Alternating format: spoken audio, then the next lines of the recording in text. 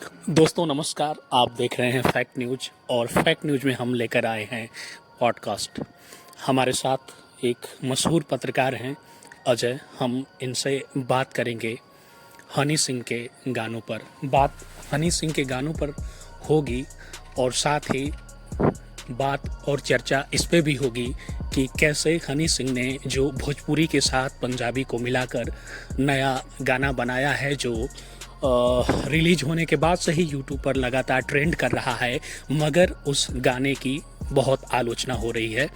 अजय क्या कहेंगे? सबसे पहले यही बताइए कि हनी सिंह का जो गाना है मेरी आँख, उसकी आलोचना क्यों हो रही है? उस पर गंदगी या फिर कहें कि उसे गंदे गानों की लिस्ट में क्यों शामिल किया जा रहा है?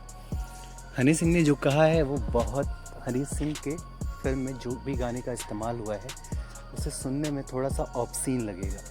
उसमें वही वाला सीन रिपीट हुआ है जैसे बॉलीवुड में कभी हुआ था, चोली के पीछे क्या है। वो है ऑब्जेक्शनेबल गाना है महिलाओं के ऑब्जेक्टिफिकेशन को लेके। बिल्कुल। वो जो लिरिक्स है कुछ ऐसी है कि शायद एक महिला है जो रिश्ते में उसकी भाभी लगेगी और वो गा रही है कि देवर की नज़र उसके चोली पर रहती है और वो चोली के अंदर क्या है उसको वो चखना चाहता है। कुछ ऐसी लिरिक्स है। हाँ। ये वाकई आपत्तिजनक मालूम पड़ती है। हालांकि कई बार भोजपुरी में समझ में नहीं आता कि ख़ासतौर से जो एकदम शुद्ध हिंदी भाषी लोग हैं उनको, जेनजी लोग जो सुन रहे हैं इस गाने को बहुत क्रेज़ के साथ सुन रहे हैं, उन्हें बिल्कुल समझ में नहीं आ रहा है और सबकी ज़ुबान पे भी ये गाना चढ़ा हुआ है। लेकिन इस गाने का विश्लेषण अगर आप करेंगे, आप पूर्वांचल से परिचित हैं, तो वहाँ के लोगों के लिए बेहद ऑब्जेक्शनेबल गाना है। इसकी वर्डिंग्स बेहद ख़राब हैं।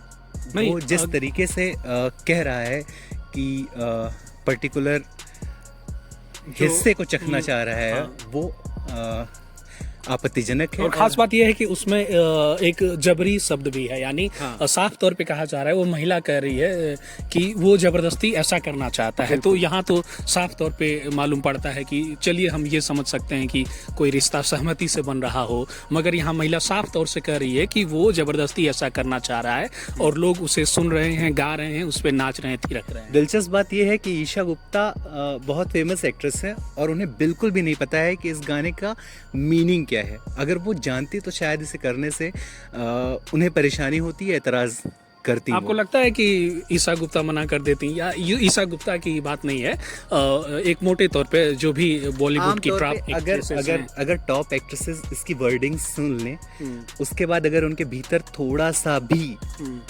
विमेनिज्म बचा होगा, फेमिनिज्म बचा होगा, तो शायद इस गाने पे डांस करने से एतराज करती। ऐसा हो सकता है। कई बार हमारे पास मिसकॉन्सेप्शन होता है देशज भाषाओं को लेके, हम उनके अर्थ को नहीं समझ पाते, तात्पर्य को नहीं समझ पाते।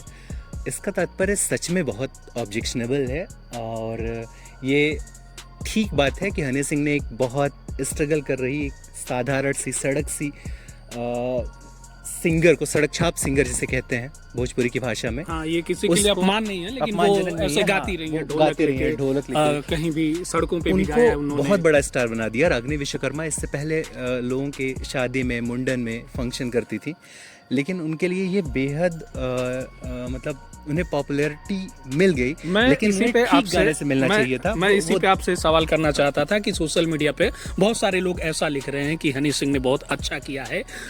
एक महिला जो किसी तरह गुजर बसर कर रही थी गाना गा के, जिसकी आवाज़ लोगों को पसंद आ रही है, हनी सिंह ने उनको मौका दिया, तो ये तो ठीक है, वो अपनी जगह ठीक है। मगर ये जो कहा जा रहा है कि भोजपुरी इंडस्ट्री को इससे बढ़ावा मिलेगा, भोजपुरी के गाने अब देश भर में, विदेशों में भी बजेंगे क्योंकि हनी सिंह ने रैप कर दिया है, हनी सिंह, भोजपुरी को बढ़ावा मिलेगा हनी सिंह के गाने से।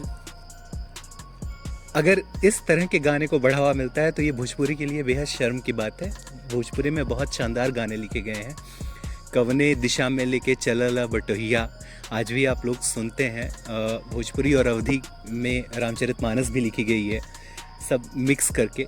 ये जिस गाने से ये गाना लोकप्रिय हुआ है, या हनी सिंह ने जिस पर्टिकुलर गाने को मौका दिया है, वो ऑब्जेक्शनेबल है। अगर ये बहुत बड़े पैमाने पे फैला तो मेरे ख्याल से जो इंटेलेक्चुअल क्लास है वो भोजपुरी को पहले से ही हे दृष्टि से देखता रहा है और देखने लगेगा। खासतौर से ऐसे समय में जब ये बात हो रही थी कि अब अच्छे गाने बनाए जाएं, खास जो टॉप कलाकार रहे हैं, चाहे पवन सिंह हो, खेसारी लाल यादव हो, इनसे भी लगातार ये सवाल होते रहे कि भोजपुरी सिनेमा की जो गंदगी है उसे दूर किया जाए। ऐसे समय में जब ये गाना आया है तो वाकई निराशा होती है। बिल्कुल निराशा होती है। ऐसे टाइम पे ऐसे गानों को इतना बड़ा मौका तो नहीं मिलना चाहिए।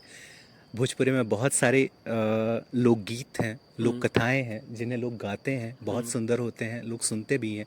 फ्लॉक सिंगर्स उसे खूब गाते हैं। मालिनी अवस्थी से लेके शारदा सिन्हा और नेहा सिंह राठौर भी कोशिश करती हैं इधर उधर बीन के लाने में। अच्छे गीत हैं भोजपुरी में, उसकी मिट्टी में, लेकिन उसकी जगह ऐसे गाने को मौका दिया गया जो बेहद शर्मनाक है। रागिनी विश्वकर्मा ने बहुत सारे फ्लोक संगीत गाए हैं। ननद भावच की गारी गाई है। गारी बहुत शादियों में, आंचलिक शादियों में गारी का इस्तेमाल होता है, लेकिन वो इस तरह से ऑब्जेक्शनेबल नहीं होते जैसे ये पर्टिकुलर गाना है। हमारे पास समय की थोड़ी पाबंदियां हैं, हम ये चर्चा यहीं ख़त्म करते हैं। अंत में यही कहना चाहेंगे कि चाहे हनी सिंह ने जो गाना गाया भोजपुरी भाषा का लेके सिंगर से, वो एक अच्छी पहल है, मगर इसका ज़रूर ध्यान रखना चाहिए था कि उस गाने के बोल क्या हैं, उसके जरिए संदेश क्या जा रहा है। आप गाने सुनिए, मगर अच्छे गानों की डिमांड जो है हमेशा करते रहिए।